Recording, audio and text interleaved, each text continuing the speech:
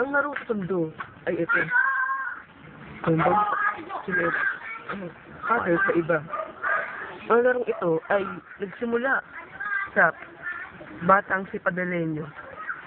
Si Padalenyo ay isang malungkot na bata. Patay na ang kanyang ama. Gusto niyang maglaro. Ang huli siya pinapalabas ng bahay. May kapatid siyang si Tumba Parasina. Naglaro sila. Unang ginamit nila ay ang tsanela. Naglaro sila sa kanilang bahay na maluwag. Sa bakuwag nila. At nakaisip silang laro. Ang tsanelas ay sasapulin.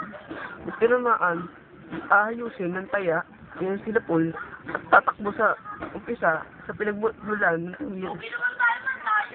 Eh, yung pangit daw pag paddle ang tao. Gusto daw nila may tumatasik talaga at madaling tamaan. Kaya mas sila ng lata. At ang tao nito ay tumbang preso. Dahil yung preso ay ang lata at itutumbang mo ito. Panoorin ang mga laro, batang laro. Ang mga larong nagbabatang laro. Ang pagmumukhang yan.